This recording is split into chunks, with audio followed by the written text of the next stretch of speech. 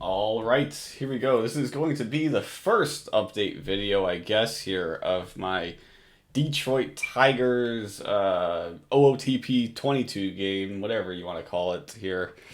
Yeah, this is actually, we're only in 2022 here because we're in the past the deadline here in 2022. I wanted to give like a little bit of an update, a status report, perhaps, about how things are going here with the team because I do like the way that this is kind of shaped up here so far through the first season plus here, almost 2 seasons here of this game, and run through kind of what's happened here. It's a bit different. It's a bit, but it's interesting. So we got to clear some things up first. OOTP 22. My thoughts. Game's been out for a little bit over a month now.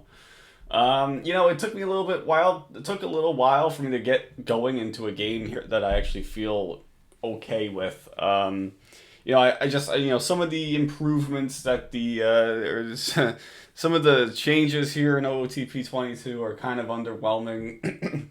It's still kind of been a little bit difficult for me to get a bit immersed into the game here, just because the GM side of things is still the same it's pretty much ever been.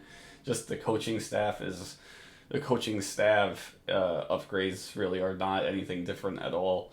It's just picking the best coaches, which is the same as it's always been.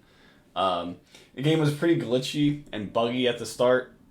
I was running the Rocky save at one point, which I wasn't happy with. It was some pretty glitchy as well. Just some bugs that were not yet ironed out. Started one then with the Phillies, but that was too easy. And then I started one with the A's, which was going pretty well. I enjoyed it, but I kind of lost interest. And it took a little bit of a break for a couple of weeks before starting up on a win here with the Tigers. And, sometimes that's what happens. It takes a little bit for me to get into a game that actually can hold my interest for a little bit here. So, but yeah, that's just kind of the state of things here. Not really worrying too much. Just gonna try and have some fun with this, and hopefully build up a winner. And I think we are on the right track to doing so. I am pretty, I'm pretty happy with the way things have gone so far this year. You know, you can see our record here. We're 58 and 57. We are doing quite well, or at least above expectations, at least. And we were actually at 500, above 500. We've been pretty much 500 pretty much for most of the season here. I mean, not enough to go in where I wanted to say, hey, let's go for it and, make a big move or something like that. But, we were in that spot where we could, we did a little bit of buying and selling. The team is still not great, but we're starting to see some things kind of come to play here. Give me one sec. Okay. So yeah. Anyways, so the first season we didn't really make any big moves or anything. I keep my logs, of course, of deals that I make here. We made a couple of moves to kind of get some prospects and move some of the veterans off the team as you would normally do, right? But nothing too dramatic, and it's been a lot of players that have already been here are already a part of the team. Let's start with the pitching, I guess. Less to talk about with the pitching, I guess. But we have the three young prospects here in Mize, Skubal, the big three, I guess. Mize, Skubal, and Manning. All three of which have had varying degrees of success to this point.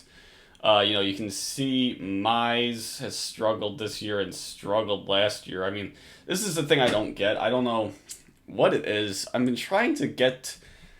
I felt like in the default game, the way that they have the stat calibration set in 2021 by default is way too heavily skewed offensively. And as we've seen in baseball this year in real life, the offense is way down.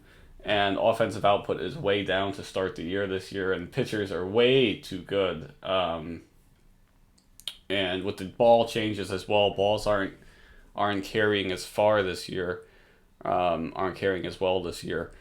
It's really had an impact on offense. But here in my pitching, you figure, it's a 55 grade pitcher, 65 potential, and he just hasn't had any consistent success either. This year, We sent him up and down pretty much all of last year. He made how many starts? 15 starts in 21, 7 starts in AAA. We were, and then this year I just figured, hey, we're not competing, we're not going for it here yet, so let's just see what he can do. So I'm giving him the full season here in the majors, but he's not good success so far. I mean, the strikeouts, I would anticipate them being higher. The walks, I'm okay with the walks. I mean, that's a fine rate, whatever. The home runs are really an issue though, and he is technically a fly ball pitcher. Again, one thing I don't like is that you can't edit this. This is not a 50 movement is not a fly ball pitcher. I'm sorry, I can't give him a 50 movement and call him a fly ball pitcher. If you're below 50, I can give you a fly ball pitcher. And fine, maybe he is a fly ball pitcher, but still, a fly ball pitcher with a 2.3 home runs per 9. I mean, that is not matching up with these ratings at all. So I figure he's going to be good at some point here, but it does suck. He's a well-regarded prospect. His career ERA at this point is 5.99, and but that's what I'm saying though. It's I definitely think the offense is still too good in this game. I'm trying to get the recalc settings to a way that I like it, to get some less offense in here. I don't know. I'm still playing around with it. Maybe I'll go into more detail and try to get it figured out after this season. Who knows? But yeah, so Mize anyway. Mize, we're not going to give up on Casey Mize. 25 years old. He's still not even arbitration eligible. So, we're not going to give up on him at any point. But, we need to see some sort of improvement from him, of course. Skubal has actually been the best pitcher thus far anyway. Although this year, his ERA is really good, but the peripherals aren't so great. And last year was kind of the other way around. The ERA was high. I mean, I guess the FIP, yeah, I guess it kind of, it did get worse throughout the year, but he was actually really underperforming his FIPS, and this year it's the opposite. But yeah, same thing. Skubal is more of a fly ball pitcher. I agree with that rating, of him a fly ball pitcher. It's the way it's been in real life as well. But even this year, his home runs per 9 are down. So again, I don't know. Again, that's probably just some random variance. But yeah, Skubal's been the best one so far of the three. He's been the most consistent. And in real life, I think he's the third best of those three.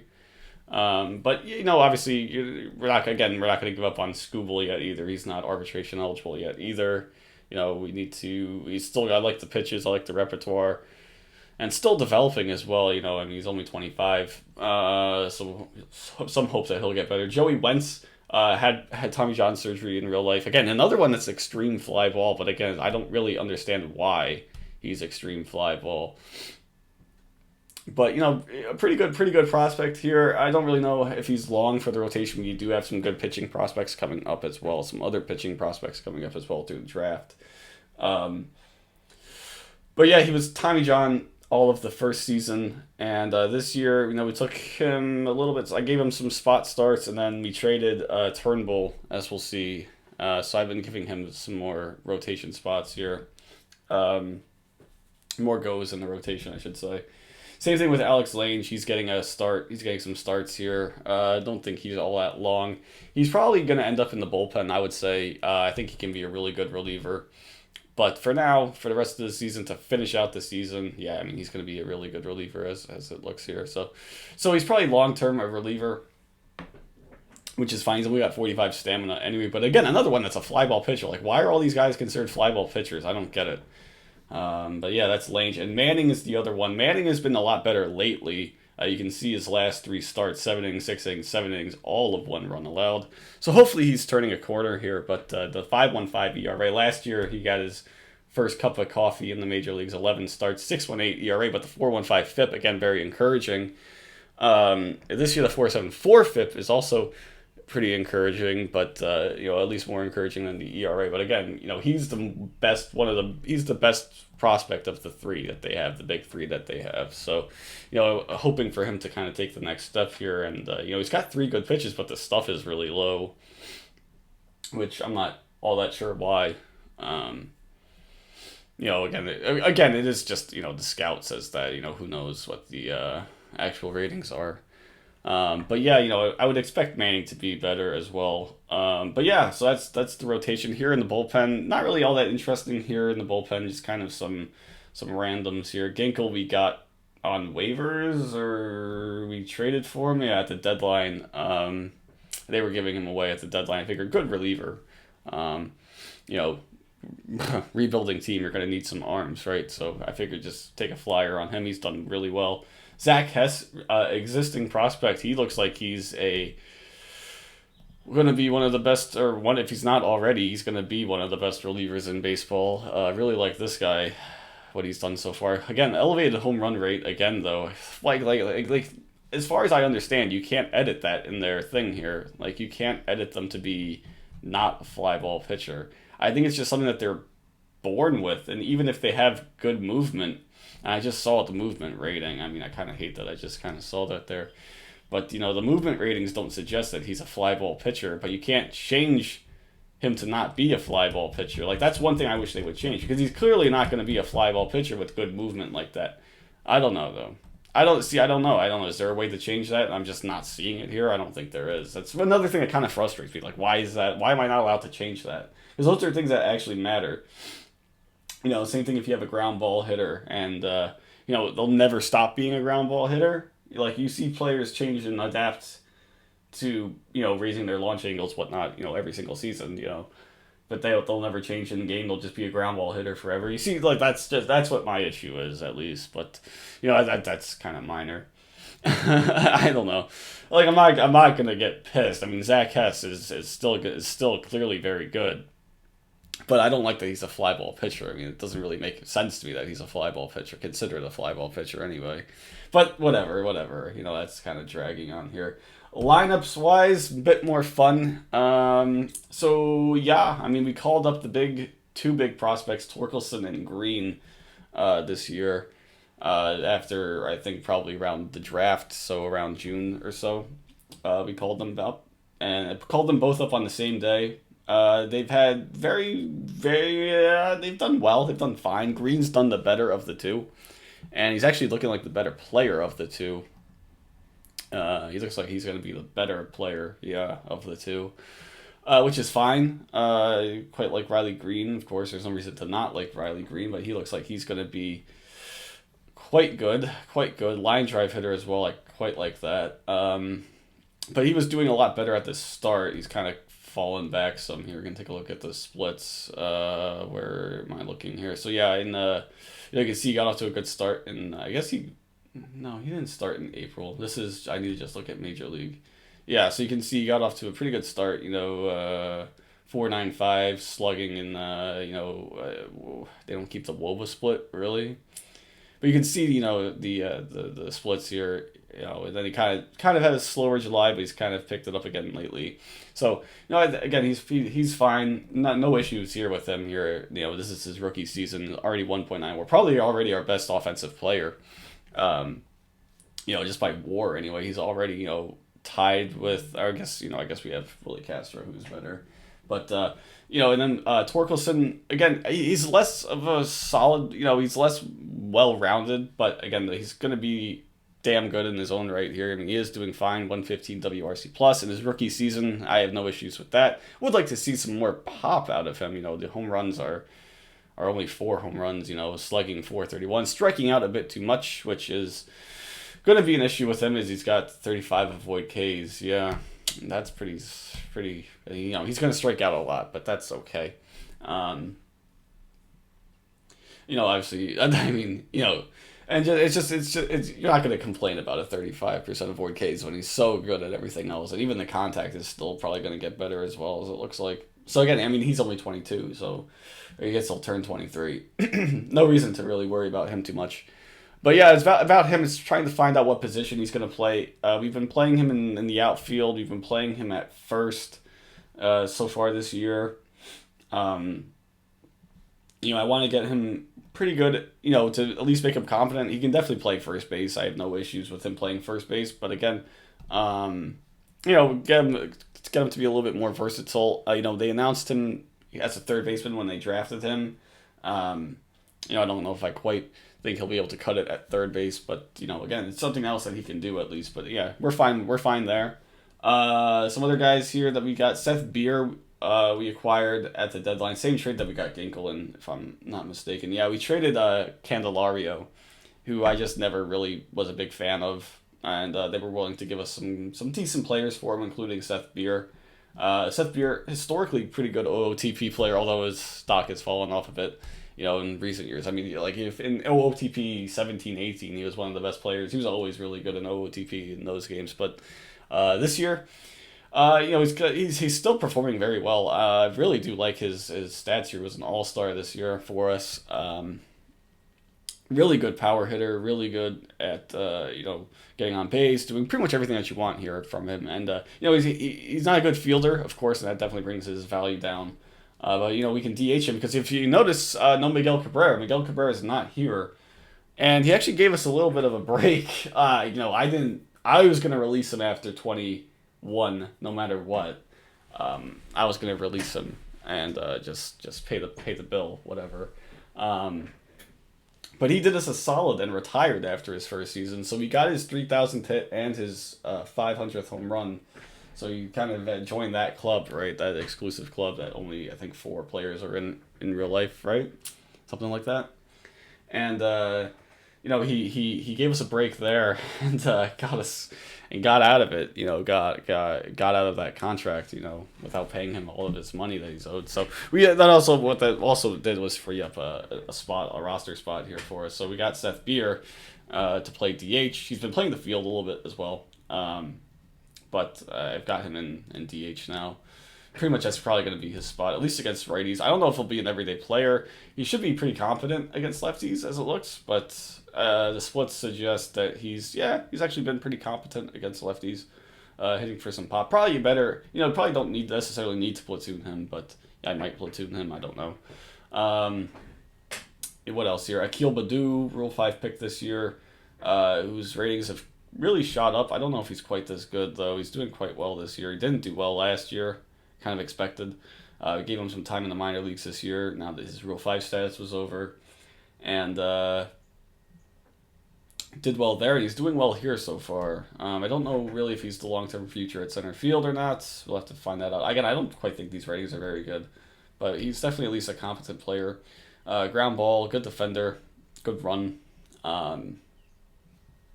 We'll keep him around for next year at least.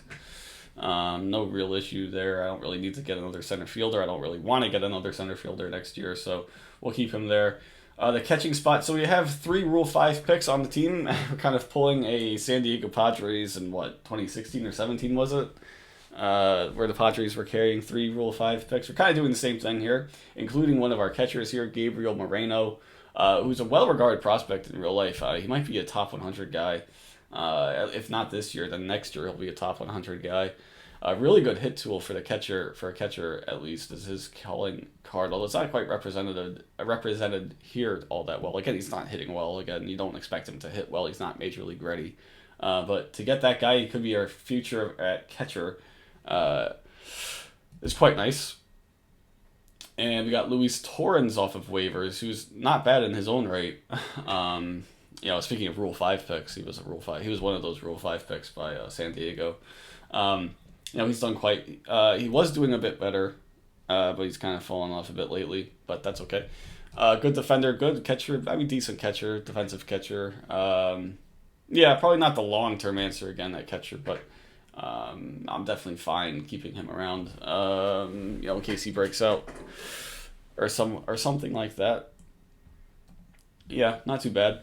Devin Mann we acquired from the Dodgers in a trade for Jonathan Scope. It was Jonathan Scope got off to a really good start with us last year, and he didn't carry that on with the Dodgers. Just 31 games at 25 WRC plus, but we sold high on him. It's fine. It's fine. Kind of took the Dodgers for a ride there. Again, I don't mind taking the Dodgers for a ride, but we got Devin Mann. Not a great prospect, but he's kind of developed pretty well. Good defender at first base. He can play second base as well. Just the kind of guy you got to see kind of what he is. So I'm giving him everyday playing time now. He's hitting okay. He's doing okay. Not really sure what his long-term future is again. But, again, young talent, infusing the team with young talent is kind of the same strategy here that we're kind of running here. Christian Santana, another one that we got in the same trade as Man. Really like the bat. I mean, he's been hitting really well.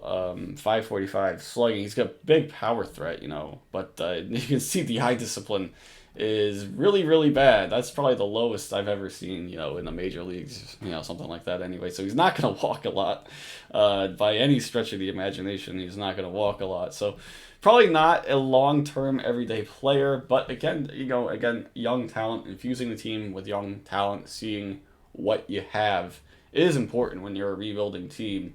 And he's doing well enough that I feel comfortable keeping him in the lineup, at least on an everyday basis right now. We'll need to see. We'll need to see what he can do. Again, another Rule 5 pick here, Freudus Nova. Yeah, again, he's was doing well, doing better at the beginning of the season, but has fallen off a bit lately. But I like the skills here. Line drive hitter, 3 positions he can play, and play them decently enough. So see what we have here. Again, next year he'll go back down to the minors, but we're not moving off of him anytime soon. Isaac Paredes, one of their more well-regarded hitters in their system. He made his debut last year. I don't think he's on the team currently. He's doing a bit better. He's been a bit up and down, throughout this game here. But he looks like one of our building blocks. That's going to be a 2 wins right now, 3-win pace, which is fine. You need players like that. You can't have a superstar at every position. And even then, I think he's still much better than his stats here will suggest. The ratings are quite good. So I expect him to get to get better still. I mean, he's only 23 still, so I definitely expect him to be a long-term fix. Willie Castro, same thing kind of. He's a very good defender. He was our best player last year, 4 wins last year. He's got on pace for another 4.6 wins this year. His bat got off to a slow start this year, but it's really come along lately. Been one of the reasons why we've continued to play at such a high level. You can see here in April, the triple slash there in April, the triple slash there in May. But picked it up again in June, July. He was one of the best players, and this year so far in August this month, been pretty good as well. So he looks like a long-term solution here. Very good hitting ratings here, and he's not a ground ball hitter, which is surprising to me. You would expect a player like this to be kind of labeled as a ground ball hitter, but he's not, and he's probably gonna get ARB eligible. Yeah, I think he'll probably nail. How many? It depends how many more days are left in the season. I don't know, but probably be arbitration eligible next year or this year. So maybe an extension candidate. It depends if it's reasonable enough anyway. But very good defender. Put him on lockdown here at shortstop for the next, I don't know, half decade or so. Would be pretty good. And another Rule 5 pick, Perdomo. He was our 3rd Rule 5. I don't think this guy's the least likely to stick around. I think he's the least likely to stick around. Ground ball hitter. But some decent skills here, and can play second, third, short, play a little bit of outfield as well. Good runner, but he's been really bad this year, of course, as you would expect. Pretty much, he's going to probably just be I think he's the least likely to stick in our organization of the 3 Rule 5 picks, but I'm not giving up on him yet. So that's pretty much that. Anything else here? We got Daz Cameron as our backup outfielder. He's platooning in center field. Next year, I think sorting out this outfield playing time situation might be a little bit of a good idea. Because we have Luplow, Jordan Luplow. We acquired him from the Marlins. Doing a little bit of buying and selling this deadline. Getting a platoon bat here like Luplow. Doing a little bit of buying and selling, antiques, a lot of antiques, yes. He was with Cleveland in 21, and then they traded him to Miami. He was doing quite well. I like Luplow a bit in real life as well. I think he's more than a platoon bat. So I picked him up kind of on the cheap. I think we gave up Victor Reyes for him. Victor Reyes wasn't doing well. Yeah, we did. We gave up Victor Reyes. who wasn't doing well. Like I said, he was much better in 21. Bat regress. I don't like this type of profile. Again, high contact, fine, but nothing else really. Ground ball hitter as well. Very BABIP heavy profile. I don't quite like that. So felt okay moving on from him. And again, we get like a controllable still. I mean, he won't be expensive at all in arbitration. I mean, yeah, 2 million's a bit higher than I was expecting it to be, but still that's okay. So that's pretty much that, and then we can look at the prospects a bit. So Aaron Ashby is one of our better pitching prospects. His potential has gone up as well. It wasn't 55 before. He's got a lot of skills here. Still like the profile. I was thinking of turning him into a reliever. We got him for Matt Boyd. We traded Matt Boyd. He was the main get for the Matt Boyd trade. Matt Boyd. And then they extended him, so he's been doing pretty well actually for Milwaukee since he got there, which is, I guess that's good to see if you're a fan of Matt Boyd. I don't know, but yeah, Ashby was the main return there, and he's made his major league debut. He's gotten a handful of innings or so, not done all that well. So I just think he might be a reliever long term and a very good one long term. I think he can be quite good as a reliever. At least at the start of next year, we can put him in the bullpen at least. Get those young controllable relievers out there. Anybody else really in AAA? Not really. Gavin Sheets, we acquired a couple of first basemen. Kind of trying to get that young talent in there. Gavin Sheets, though, did not do well at all, and I know the ratings here are kind of decent, but I don't think he'll perform very well. And same thing, we get trying to get more talent into the system is just really what the first year or so of this organization has been. Again, you notice my character is Josh Burns, Dodgers executive. I think he's probably either one of their assistants or whatever. Josh Burns, hot shot GM candidate as well. He's been a GM candidate. He's been a GM before. He's probably going to get another GM job eventually. And it's kind of following the Dodgers model of, hey, you can never have enough good players, right? But also it kind of, I didn't even realize this when I was doing this. When I was getting started, you can see $30 million payroll as well. Gotta love that. But I didn't even realize it when I was doing this. But yeah, he was the first GM to hire AJ Hinch back in Arizona. That was back in like 2009 as well. So he was kind of ahead of the times there in terms of hiring a front office kind of heavy manager. So yeah, but that's him. And so Ezekiel Duran here as well, another player I'm interested in. Yankees prospect. We got him for Spencer Turnbull. He was the main get in the Spencer Turnbull trade. We also got Pablo Olivares in the same deal, although I don't think he's as good.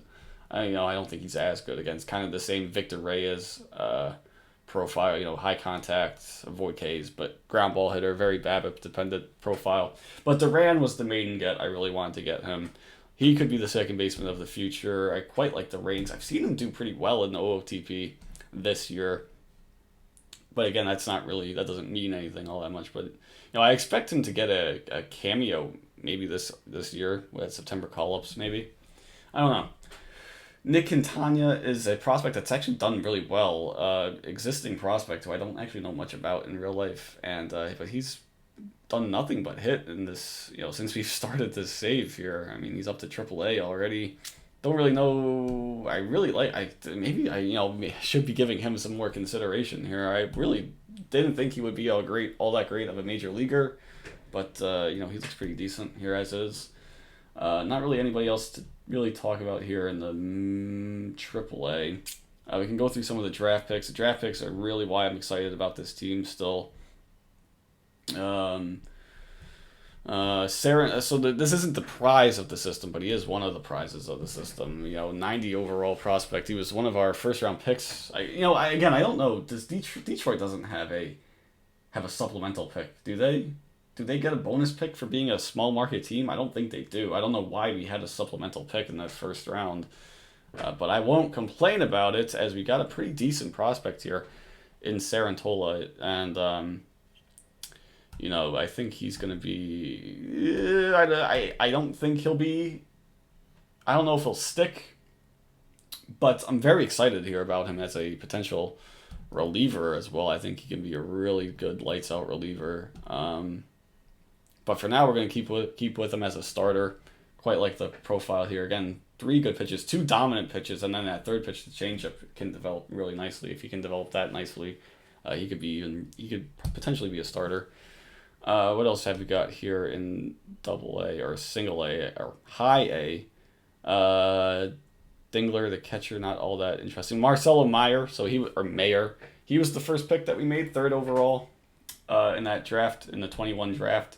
He's developing quite nicely. His ratings are still very good. You know, it's always a heart attack situation. You know, when you draft a high pick and you know they when you're drafting 3rd overall, top 5, whatever, top 10 even, and their ratings just drop right away. That's always a ball breaker. You know. But I really like the ratings here. Ratings are very good, and it was a tough decision to make that pick. As far as I remember, anyways, Leiter was still available. Rocker was not available, I don't think. Texas is picking 2, right? And I think they took Rocker. So it was I think it was Pacheco who went first. I can't remember off the top of my head, but it was a tough decision. And I figured my thinking was, you really shouldn't prioritize position of need. Just take BPA, especially when you're picking in the top 5, right? But just get the better player, get the better prospect. And my thinking was, we have a lot of pitching, and we've actually added even more pitching to the staff, to the organization. A lot of pitching depth and top of the line prospects as well. I figured I'll get the better hitter, because I wasn't convinced that Willie Castro was the shortstop of the future. And even if he's not, he's not exactly a great defender at shortstop. He can play second, and that's fine. But he's developing quite nicely. He's still only 19 again, so he's not really on the cusp of making his major league debut or anything yet. He's not ready just yet, even though the ratings are 40 overall. The hitting ratings are still a work in progress here, but he hasn't exactly hit well in the minors to this point. But again, I'm not all that worried about it. I think he'll still develop quite nicely. That's still a very good prospect, number 11 prospect in baseball. So, we could have gotten some players that have made an earlier impact, like Rocker and Leiter are already both up in the major leagues in this. But, felt okay with taking, a little bit of a longer term view, again, because, the Red Sox, I think, ended up getting Leiter, and, they're a more, win now sort of team, so. No worries really there. Some other players here. I know one of them is currently on the IL, so we'll have to go back to him a little bit later. What else have we got here? Some decent players all around here. We got Pierce Capolola, 5th round pick last year. Again, very good. He's developed quite nicely. He's a top 30 prospect according to this as well. He looks like a stud. That control, of course, needs to develop, but he's doing, again, he's not pitching all that well, but, still pretty good prospect here. You gotta love the upside, especially in the 5th round where we got him. We got a pretty good asset here. Potentially three good pitches, and that cutter could develop into a decent enough pitch as well. So definitely like what we see out of him. And the other main one here, Leftwich, I don't recognize. Yeah, he was a pick this year, 11th round pick. I guess they have him in the bullpen. It's a bit interesting. Josh Randall, again, another pretty good one. He was our 3rd round pick, catcher. Of course, we drafted these guys before we knew that we were getting, the catcher that we got, Moreno, in the Rule 5. But even he doesn't look to be a great hitter, but again, pretty good. Again, another great asset, at least.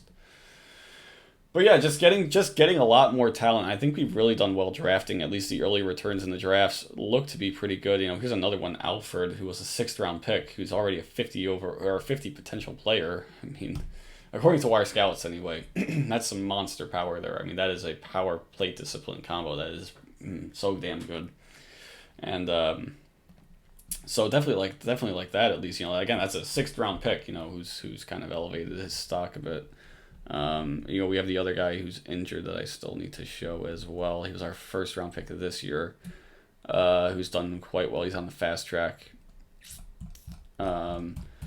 Parker Meadows. I should probably talk about Parker Meadows. He's probably a trade chip this year. You know, if we want to continue to go for it, you know, kind of push the envelope a bit, get a little bit better offense, get a little bit better. He's a top 100 prospect. I don't really think he's going to hit all that well as a major leaguer. So I definitely will shop him at least this offseason. We shopped him actually at the deadline. I didn't like any of the offers that we got though, so I held on to him.